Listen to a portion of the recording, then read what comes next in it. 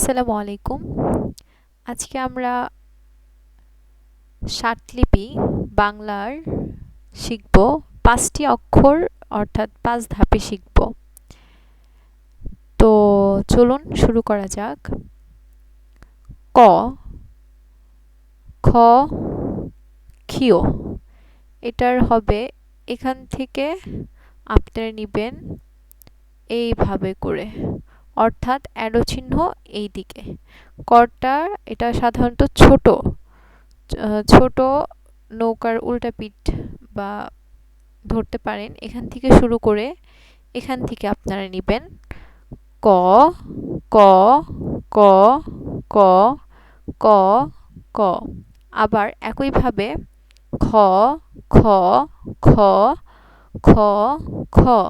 আবার ক্ষিয়, ক্ষিয়, ক্ষিয়, ক্ষিয়, ক্ষিয়, ক্ষিয়, ক্ষিয়। কেউ ভুল করে এভাবে দিবেন না।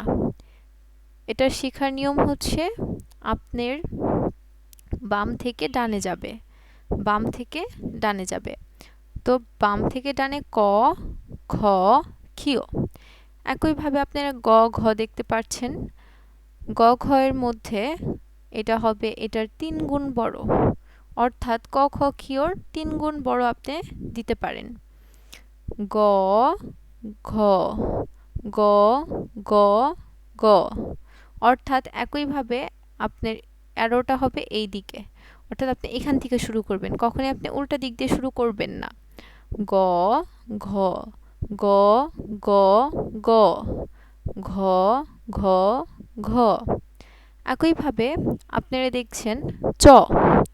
চটা হবে আপনি এখানে বাংলা খাতার যে লাইন যে দাড়ি বা দেখতে পাচ্ছেন, বাংলা খাতার মধ্যে আপনার ৩-এর ২ অংশ বা ২ উপরে নিচে হচ্ছে ২/৩ বা ৩-এর ২ অংশ যেটা, সেটা আপনি ২ অংশ পূরণ করতে হবে চ এর ক্ষেত্রে।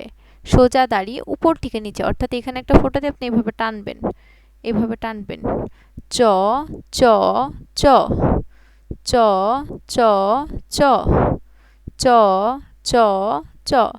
অর্থাৎ উপর থেকে নিচের দিকে যাবে, নিচের থেকে উপরের দিকে যাবেন না চ এর ক্ষেত্রে। ছ এর ক্ষেত্রে আপনারা যে কমা ব্যবহার করেন, ছোট কমা, যে কোনো বাংলা লেখার ক্ষেত্রে সেই কমা ছোট করে ব্যবহার করবেন। কমার ক্ষেত্রে মানে ছ এর ক্ষেত্রে কমা, এক সাইডে কমা আর এক সাইডে কমা, অর্থাৎ আপনি এইভাবে শিখতে পারেন। ছ, ছ, ছ, ছ, ছ, ছ, ছ, ছ, ছ। এখন আমরা যাব বর্গীয় জ, ঝ আর অন্তস্থ জ, অর্থাৎ এই ৩টা বর্ণের চিহ্ন একই হবে।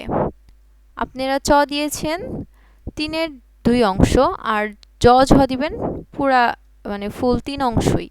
অর্থাৎ আপনি যদি এই খাতার ৩টা অংশ ৩টা ভাগে ভাগ করেন, তার মধ্যে ৩টা অংশই আপনি নিবেন, অর্থাৎ একটা ফুল ইতে আপনাকে দিতে হবে।